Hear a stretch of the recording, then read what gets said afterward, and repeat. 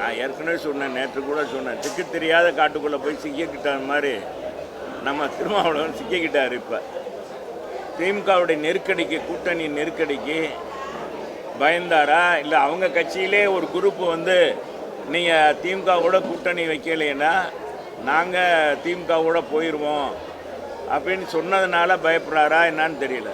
திருமாவளவனுடைய பேச்சுக்களே முன்னுக்கு பின் விரோதமாகத்தான் இருக்குது அவருடைய பேச்சு.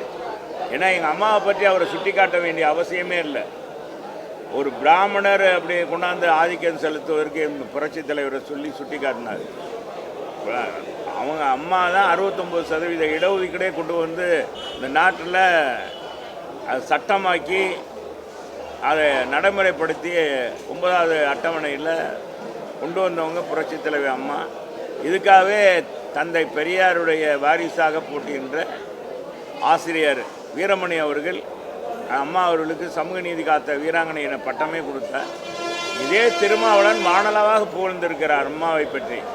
அவருடைய ஆளுமை திறமை, அவருடைய பண்பு, அவருடைய எல்லாருடையும் ஈகோ இல்லாமல் பழகிறது, தோழமை கட்சிகளுக்கு உரிய மரியாதை கொடுக்கறது, இதை பற்றியெல்லாம் புலங்காயுதம் பண்ணியிருக்கிற இதே திருமாவளவன் திடீரென்று இந்த மாதிரி எங்கள் அம்மாவை குறை சொல்வது, புரட்சி தலைவரை பற்றி இதுவரைக்கும் அவர் பேசினதே புரட்சி தலைவரை புகழ்ந்து தான் பேசியிருக்கார்.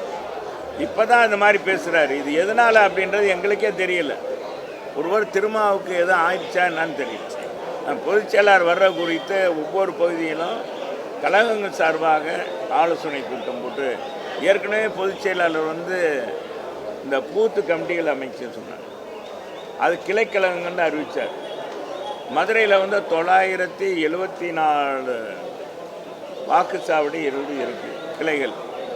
அதனுடைய நிர்வாகிகளை சந்தித்து ஒவ்வொரு பகுதியாக பேசியிருக்கோம்.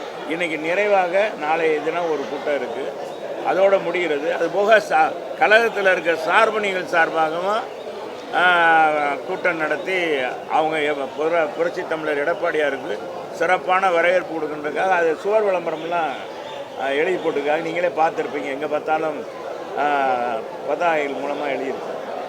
பிளே ஸ்டோர் மற்றும் ஆப் ஸ்டோரில் இருந்து பாலிமர் செயலியை QR கோடு மூலம் பதிவிறக்கம் செய்யுங்கள். செய்திகளை உடனுக்குடன் பெறுங்கள்.